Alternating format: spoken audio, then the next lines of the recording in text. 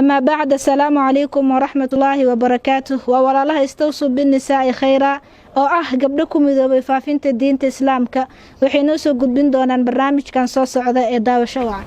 قال الله تبارك وتعالى فاعلم أنه لا إله إلا الله واستغفر لذنبك.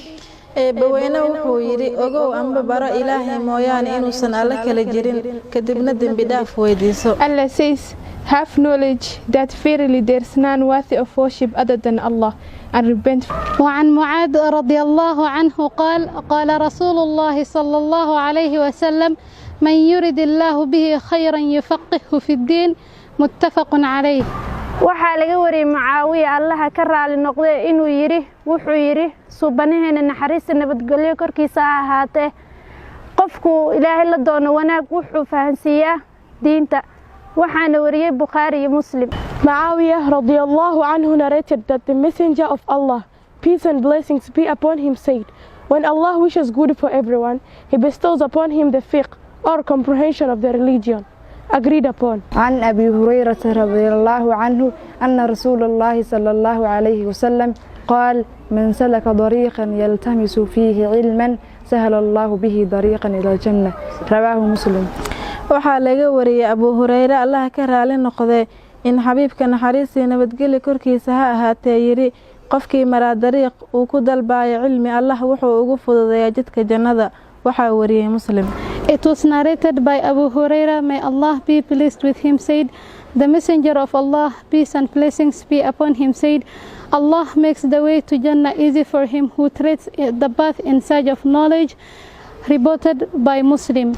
عن عبد الله بن عمرو بن العاص رضي الله عنهما قال سمعت النبي صلى الله عليه وسلم يقول إن الله لا يقبض العلم انتزاعا ينتزع من الناس ولكن يقبض العلم بقبض العلماء حتى إذا لم يترك عالما اتخذ الناس رؤوسا جهالا فسئلوا فأفتوا بغير علم فضلوا وأضلوا. متفق عليه. And it has been established as a sound narration from the Messenger of Allah, peace and blessing be upon him, that he said, verily, Allah does not take away knowledge by snatching it away from the breast of men, but he takes it away by the death of scholars, till none of the scholars remain. Then the people take the ignorant as leaders who are asked and issue verdicts without knowledge, misleading themselves and the people. Reported by Bukhari and Muslim in their Sahih through the hadith of Abdullah ibn Amr bin al-As. May Allah be pleased with them. قال الله تبارك وتعالى قل هل يستوي الذين يعلمون والذين لا يعلمون إنما يتذكر أولو الألباب. علوين وحو يري ده نبي محمد عليه الصلاة والسلام مسيميهن كو علمك له يكو عن علمك لهين إن كلمة هي وحاوانا قاتكو أقلي وصاحبك. Allah says, are those who know equally those who do not know. Truly, only those endowed with understanding will take heed. عن جابر بن عبد الله رضي الله عنه قال رسول الله صلى الله عليه وسلم سلوا الله علما نافعا وتعوذوا بالله من علم لا ينفع. صححه الباني. waxaa laga wariyay Jaabir bin Abdullah Allah ka raali noqday inuu wuxuu yiri nabigeena naxariis iyo nabadgelyo korkiisa ha ahaatee weydiista alle cilmi waxtara kana magangala alle cilmi aan waxtarin.